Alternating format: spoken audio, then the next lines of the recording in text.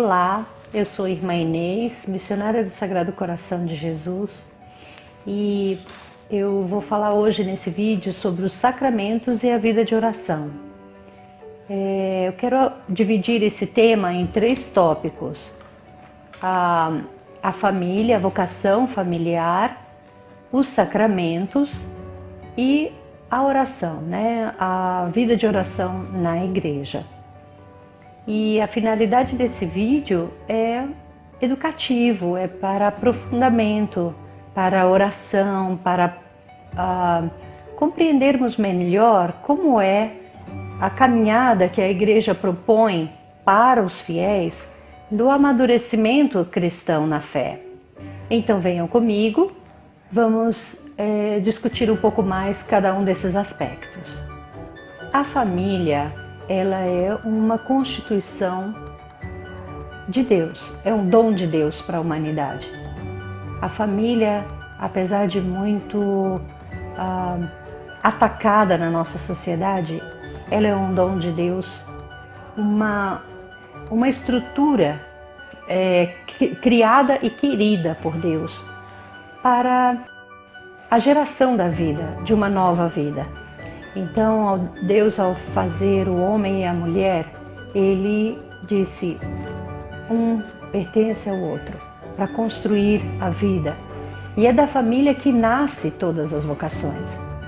Então, a vocação da família é gerar, proteger, amar, ensinar a ser vida, cidadão, cristão. A vocação da família é essa, de gerar uma nova vida. Mas ela também é um sacramento. O matrimônio é um sacramento na igreja muito importante, porque é a bênção de Deus para a nova família que vai gerar novas vidas, que está nascendo. Uma família constituída por Deus, o pai, a mãe e os filhos. E assim vai se ampliando para os parentes, os amigos e toda a sociedade.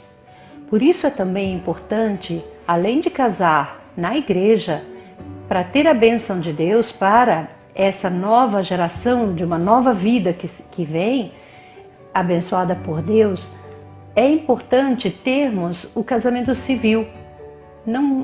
Algumas pessoas não dão importância para o casamento civil, mas ele é muito importante, porque ele dá garantia de estabilidade, ele dá garantia para a família de que ela é cidadã, que ela tem direitos constitucionais à moradia, à educação dos filhos, à saúde, à segurança. Então, se você é casado civilmente, você tem todos esses direitos e você não pode abrir mão disso, e você pode exigir esses direitos.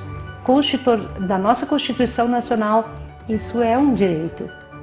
Por isso que tudo aquilo que é um direito de defender, de proteger a família, é uma coisa que a igreja também se preocupa.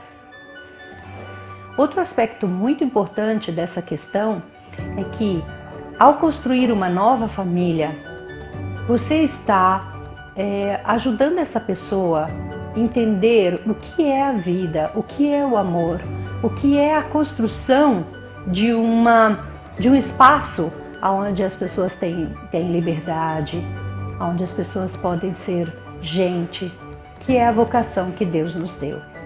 Por isso, esse primeiro tópico é a família, a vocação à família, dentre das outras vocações, dentro deste sacramento que é o matrimônio cristão. Falando sobre os sacramentos, nós podemos dividi-lo em dois grupos. O primeiro grupo, que é os sacramentos da iniciação à vida cristã, são os sacramentos do batismo, a comunhão, a primeira comunhão, e o crisma. Esses 3 sacramentos, eles são chamados de iniciação cristã porque eles introduzem a pessoa na vida eclesial, na vida de igreja, na vida de comunidade. Quando a pessoa se prepara para os sacramentos, criança ou adulto, ele vai, nessa iniciação cristã, aprender a viver em comunidade, aprender a ser igreja, aprender a ser seguidor de Jesus Cristo.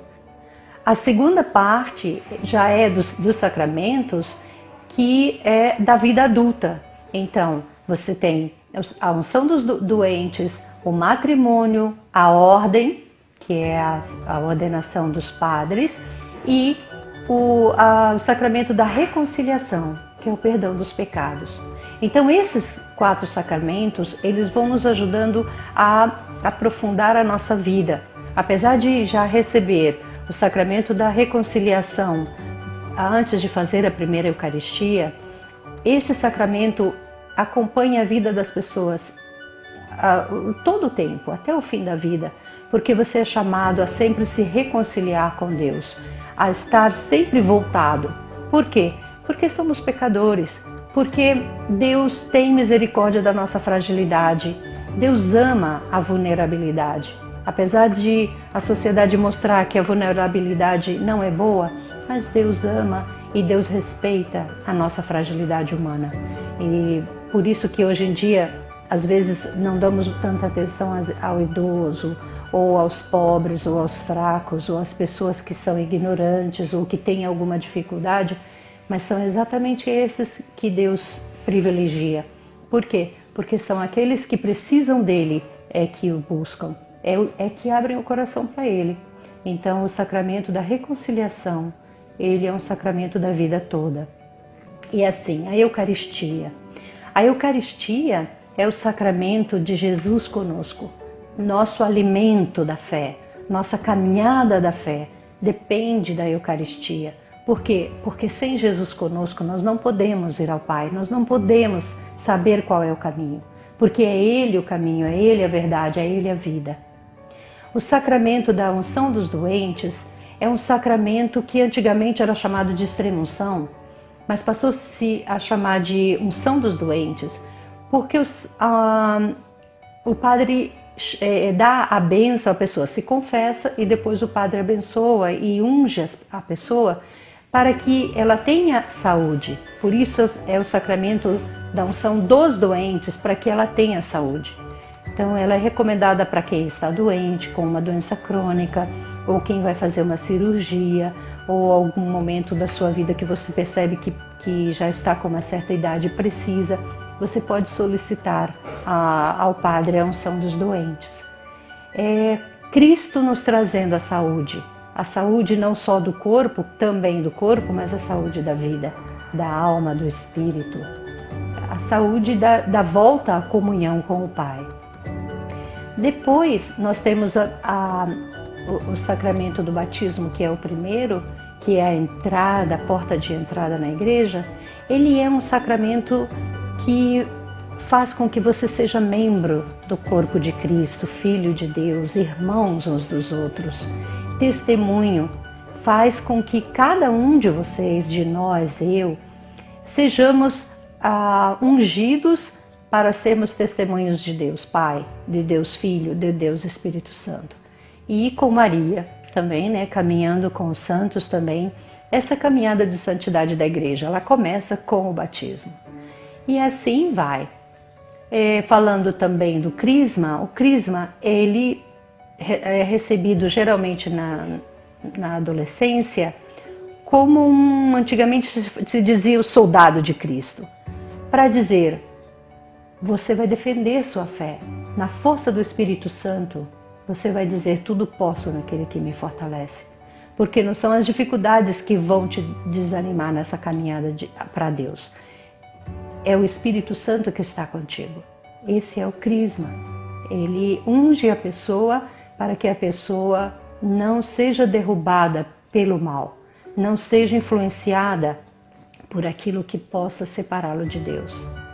E o sacramento do matrimônio, que é o da família, que eu já comentei a respeito dele, né? Nessa parte da vida de oração na família, eu quero começar falando de 3 aspectos importantes a nível geral sobre a oração que é considerado na igreja. O mais importante, a mais importante oração da igreja é a missa, a Eucaristia. Essa é a oração maior da igreja. Junto com ela a liturgia das horas, que é a oração da igreja, também que é a oração dos salmos. O segundo ponto da oração, e em importância, em segundo lugar, vem a oração pessoal. Todo mundo precisa rezar pessoalmente, estar em contato, manter intimidade com Deus para conseguir segui-lo bem. E por quê? A igreja sempre explica que a missa ela não dá conta da demanda da oração pessoal.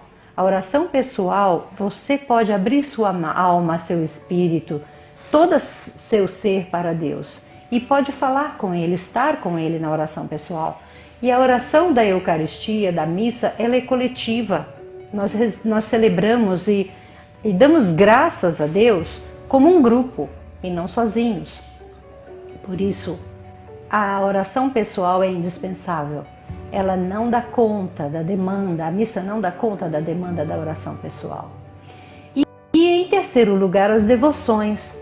As devoções, romarias, as novenas, as preces, as promessas, essas são chamadas, em terceiro lugar, a oração da igreja chamada devoções. Muito bem, na família, esses três momentos podem e devem acontecer. As devoções são muito importantes. Visita a santuários, a oração do terço em família, a oração de alguma novena para algum santo, por alguma intenção, as promessas. Tudo isso são devoções. Tridos para celebrar algum santo, algum padroeiro, são devoções. Mas é importante que a família fique atenta para ensinar os filhos a fazer uma oração pessoal também. Por isso é importante os pais rezarem. Se os pais não rezam, é difícil os filhos aprenderem a rezar. E não há um bom cristão, um bom católico que não tenha uma oração, um momento, uns 10 minutos, um tempo que for, e vai aumentando. O ideal seria 1 hora de meditação por dia, da Palavra de Deus, especialmente do Evangelho do dia. Não tem uma pessoa que quer seguir Jesus santamente, viver com santidade na sua própria vida, no seu próprio matrimônio, que não faça uma oração pessoal, que não tenha um colóquio com o Deus da vida, uma oração de intimidade com o Senhor. Isso é muito importante e o casal pode fazer essa oração pessoal até juntos, até partilhando. Aumenta muito mais o amor entre o casal. Essa oração pessoal, ela pode ser alimentada pela Lécio Divina, que é um método de oração já usada pelos monges no século IV e que agora, os monges do deserto, que agora a igreja, os bispos da CNBB estão nos orientando de pegar. Então você pode pesquisar na internet, você vai achar os 4 passos da leitura orante da Bíblia. E ali você pode aprender a fazer meditação de uma maneira muito profunda, muito simples e que vai surgir um efeito profundo de transformação na sua vida. Você vai perceber como você vai aprender a viver o Evangelho a partir dessa meditação. Assim, é importante também a família participar da missa, porque a missa, em importância, como eu disse antes, é o primeiro lugar da oração, porque lá toda a comunidade vai celebrar, louvar a Deus e vai celebrar o mistério pascal. Deus, Jesus se faz gente para nos salvar. E isso que é o mais importante. E as devoções, elas podem ser ensinadas também para os filhos, como a oração pessoal e como a missa. Agora, é importante os pais terem em consideração alguns aspectos. Por exemplo, se a criança é muito pequenininha, a criança está começando a andar, a aprender até os 5, 6, 7 anos, que ainda não sabe ler, a criança que não sabe ler ainda, é importante ensinar a contemplar a natureza, falar de Deus a partir da natureza.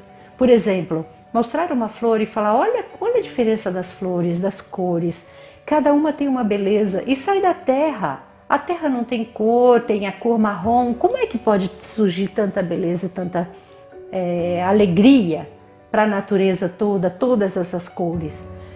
Também falar das formiguinhas, dos animais que Deus criou, todo o ser humano que Deus criou. Então, a natureza, o universo, tudo isso faz com que a criança contemple Deus. Ela é muito mais aberta e susceptível para compreender Deus a partir da contemplação. E os pais que introduzem. Não podem deixar isso para a catequese. A catequese já tem outro aspecto de introdução aos sacramentos, como eu falei há pouco antes, né? Então já tem outro aspecto doutrinal e de intimidade com Deus. Mas aos pais cabe essa responsabilidade de amor a Deus, ensinar as crianças, introduzir as crianças à contemplação. Quando a criança já está na escola, que já sabe ler e escrever, é bom começar a ensinar Pai Nosso, Ave Maria, escrever para ela ler, Glória ao Pai, a rezar Salve Rainha, orações, o Anjo do Senhor, orações que você também aprendeu e você vai passando para os seus filhos. As crianças gostam de aprender e a partir daí você pode começar a rezar o terço em família.